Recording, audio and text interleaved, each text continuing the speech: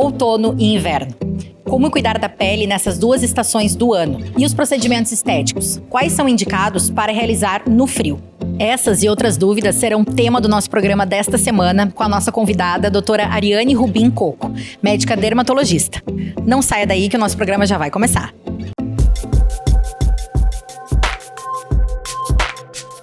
Aqui tem gente, aqui tem vida, aqui tem Unimed. Grupo Felite, levando felicidade para onde for. Distribuidora Santa Lúcia, a energia de quem sabe onde quer chegar. LabMed, 60 anos em sintonia com a vida. Diego Rumon, cardiologia, performance e longevidade. Doutora Ariane, seja bem-vinda ao Lounge da Interativa. Obrigada por aceitar esse convite daqui de falar com a gente, sobre esse assunto no programa. E para a gente começar, conta um pouquinho da tua trajetória, da tua carreira. Eu que agradeço o convite, muito bom vir aqui poder falar um pouquinho sobre esse assunto que eu adoro, que é a pele. Eu sou Ariane Rubin Coco, sou médica dermatologista, formada aqui na Universidade Federal de Santa Maria, fiz residência em Porto Alegre, atuo na área de dermatologia desde 2019 e amo fazer o que eu faço. Coisa boa. Como as mudanças de outono e inverno, agora que recentemente iniciou o outono, eles afetam a saúde da nossa pele? É bem importante a gente entender como que funciona a nossa pele.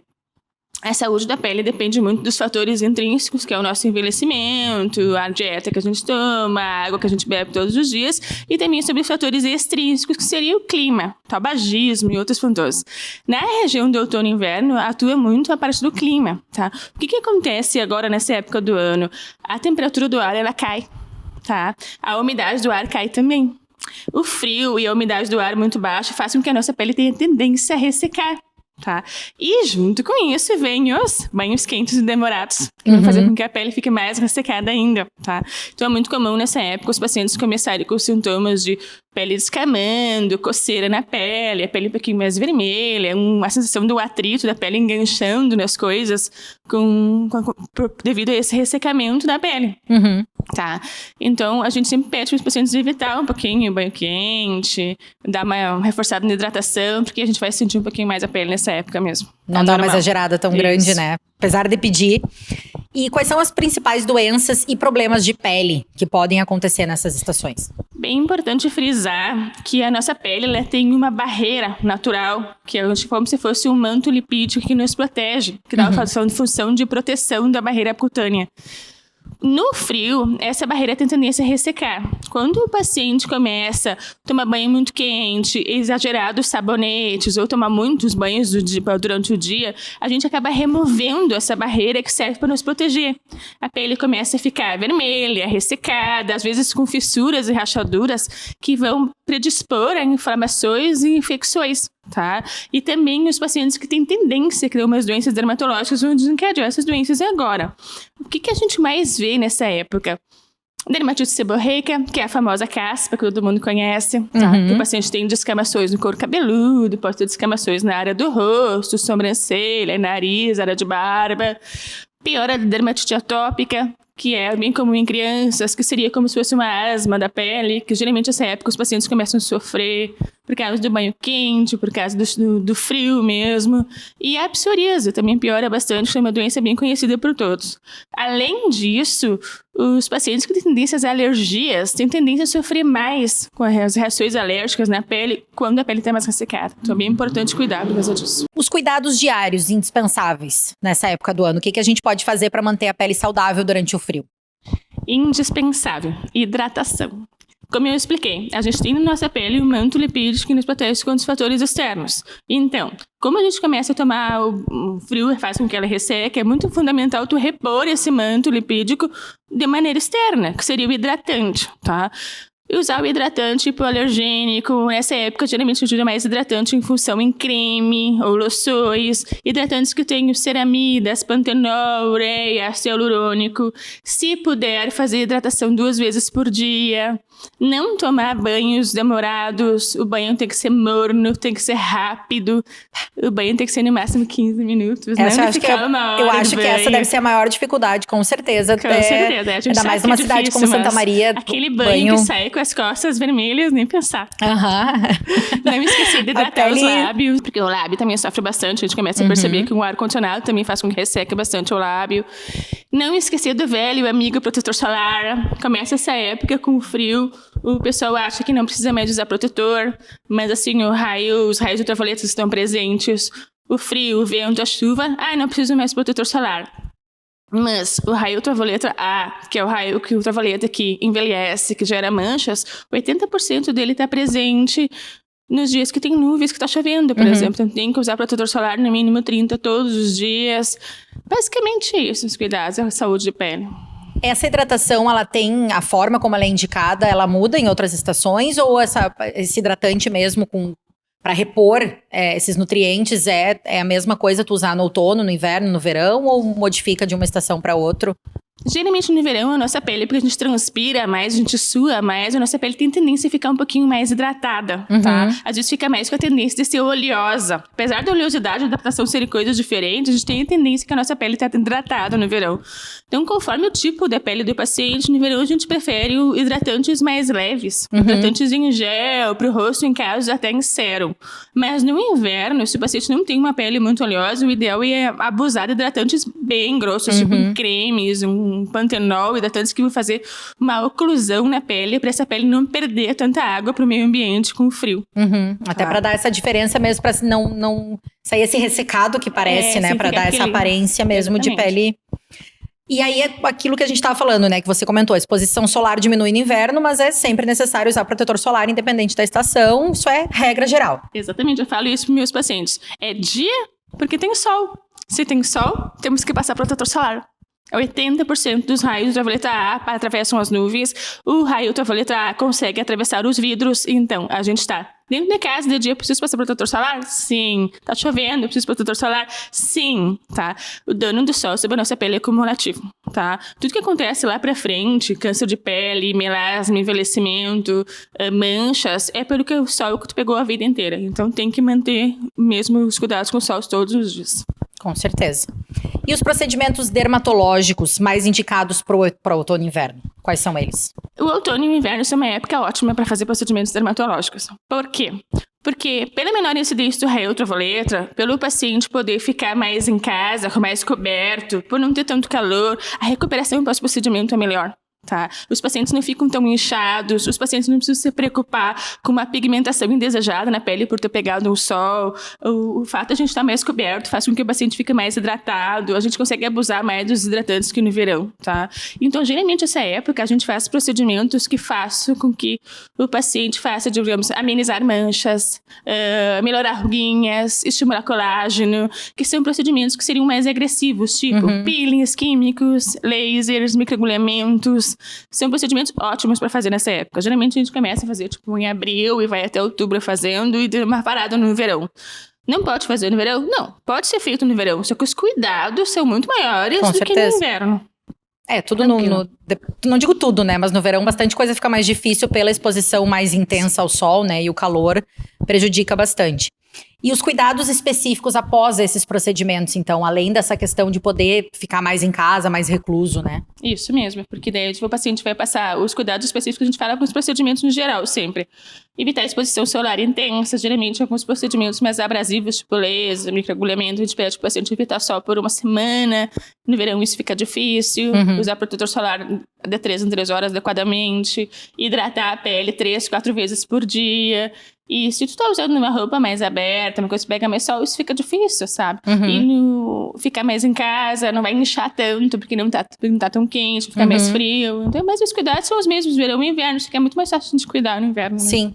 Agora também que a gente comentou sobre os banhos quentes e demorados, né? Eles fazem mal pra pele o tempo inteiro, né? Você comentou isso mais de uma vez, mas se não consegue, né? Se infelizmente passou dos 15 minutos ou o banho tá muito quente mesmo porque tá super frio, tá perto de 0 grau, alguma coisa assim. O que a gente pode fazer para compensar esse cuidado com a pele ou com o cabelo mesmo, né? Nessa parte mais de tricologia, assim, mas para que a gente consiga recuperar os danos, então, causados na pele e no cabelo? O que a gente pode fazer se o banho não é a solução? Isso mesmo, eu sempre falo isso. A solução geralmente se não cuidou no banho, repor esse manto lipídico com hidratante. Tá? Mas eu vejo os pacientes reclamam, mas o hidratante está gelado, no inverno é muito frio, a gente escuta bastante falar isso.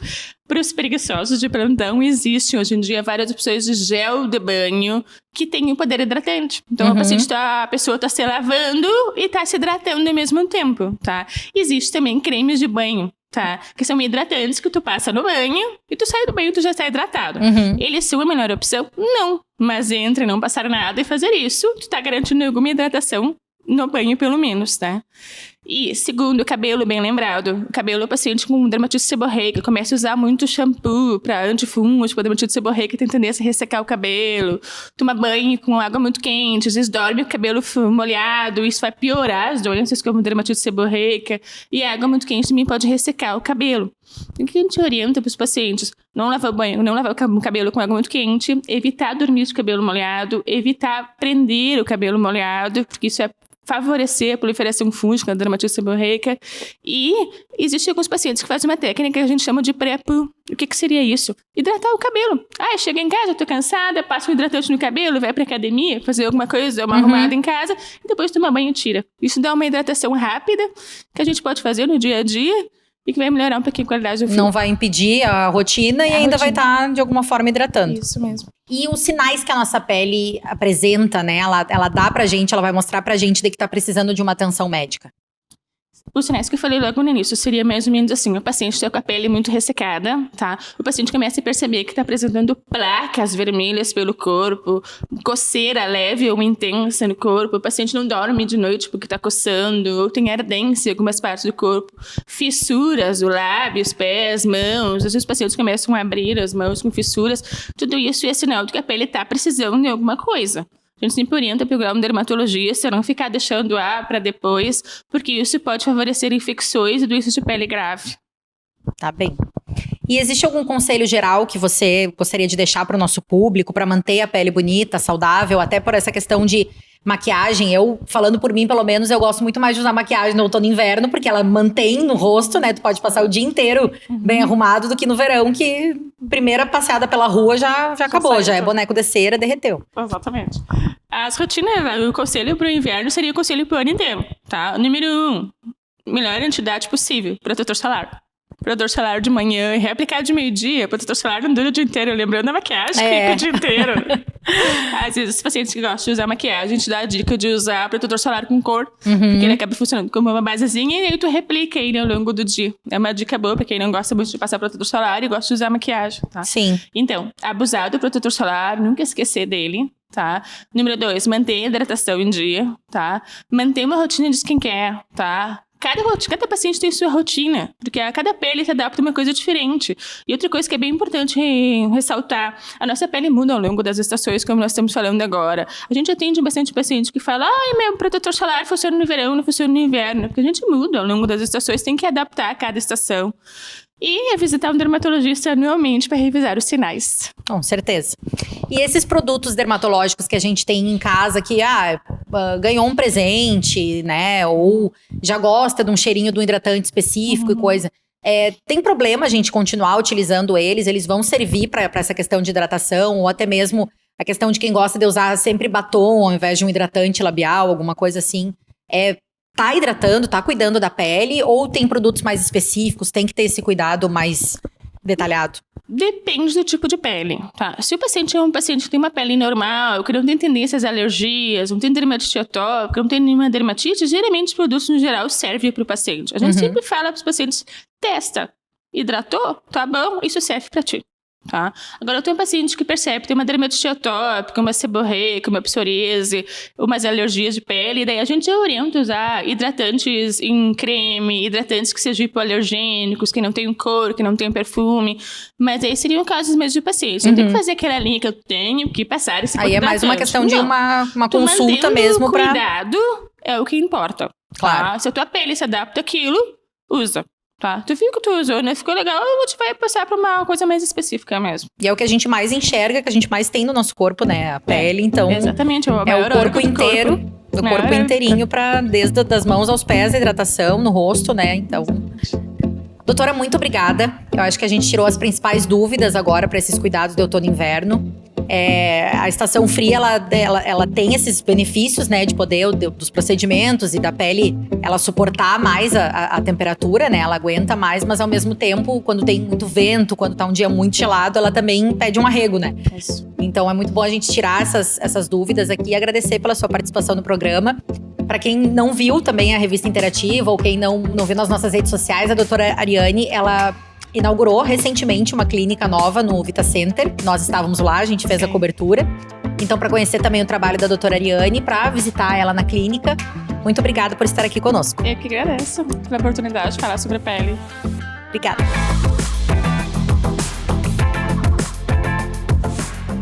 Aqui tem gente. Aqui tem vida. Aqui tem Unimed. Grupo Felite, levando felicidade para onde for.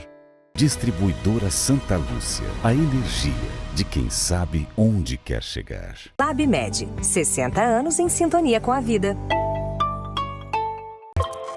Diego Rumon, cardiologia, performance e longevidade.